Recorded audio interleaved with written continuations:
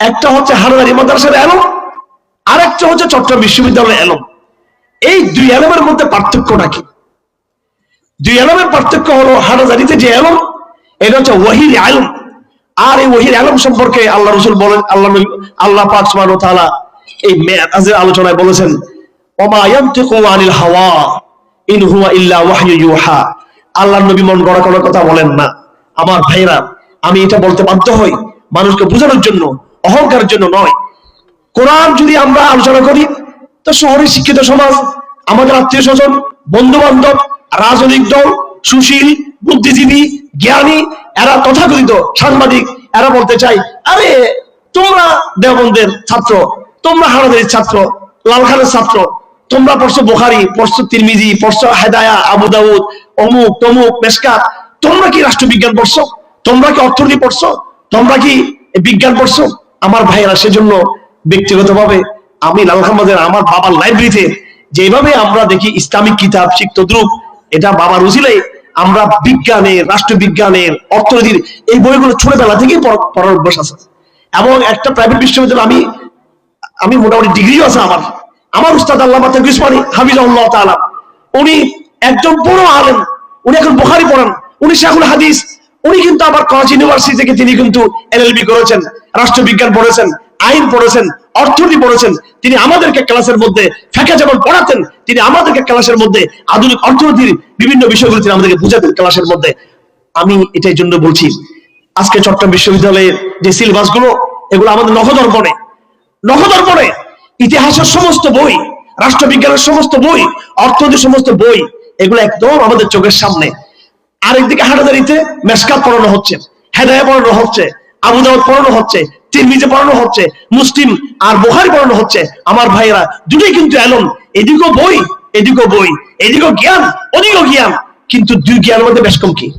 দুইটা জ্ঞানের মধ্যে বেশ কমটা কি?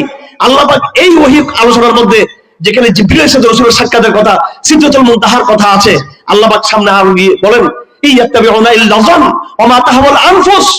আমার ভাইরা, আমি আপনাদেরকে বুঝাতে পারবো না, তবে এটা বাস্তবতা।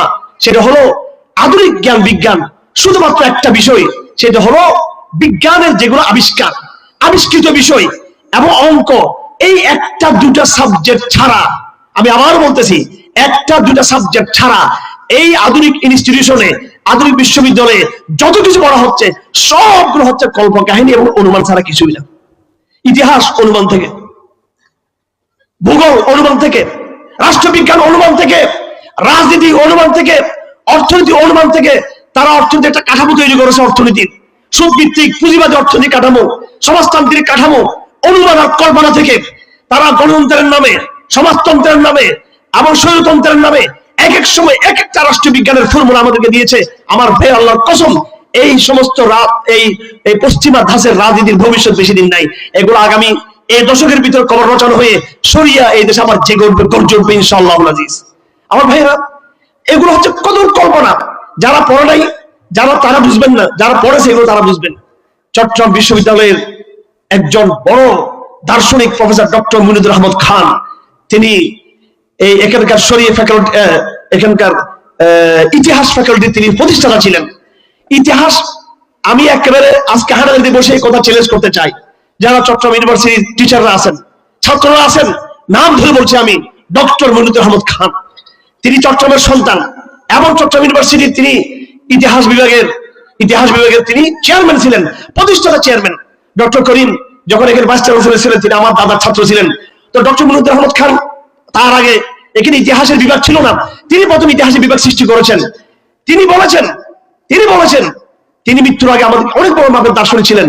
তিনি বলেছেন যে আমি কোরআন, সুন্নাহ এবং আধুনিক জ্ঞান বিজ্ঞানের সমন্বয়ে আমি বাগদাদের যে মাদ্রাসা নিজামিয়া ঐতিহাসিক, তার আদলে এমন এক শিক্ষা ব্যবস্থা আমি তৈরি করেছি, যে শিক্ষা ব্যবস্থার মাধ্যমে আমি ঢাকা বিশ্ববিদ্যালয়ের বিকল্প, চট্টগ্রাম বিশ্ববিদ্যালয়ের বিকল্প, আমেরিকার অক্সফোর্ড ক্যামব্রিজের বিকল্প, নতুন ধাঁচের শরিয়া ভিত্তিক, ইসলাম ভিত্তিক, আধুনিক বৈজ্ঞানিক এমন একটা শিক্ষা ব্যবস্থা আমি দিতে পারবো, যেটা এই জমানার মানুষের কল্পনা করতে পারবে না। সুতরাং আধুনিক শিক্ষা ব্যবস্থা যে মানুষকে কিছুই দিতে পারে না, আধুনিক শিক্ষা ব্যবস্থা মানুষের আত্মপরিচয় দিতে পারে না, এই কথা আমাদের নয়।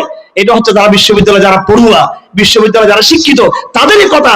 এটা কিছু দিতে পারে না। পক্ষান্তরে ওহির আলম, এই যে ছোট ছোট বাচ্চারা, এদেরকে দেখলে মানুষ মনে করে মিসকিন, এরা অসহায়, এরা অশিক্ষিত, এটি মহারাজ ছাত্র, কিন্তু এরা জ্ঞানের মূল যে জায়গায় পৌঁছেছে, বিজ্ঞান বলতে বলতে যেখানে গিয়ে শেষ, ইসলাম সেখান থেকে তার বলা শুরু করেন।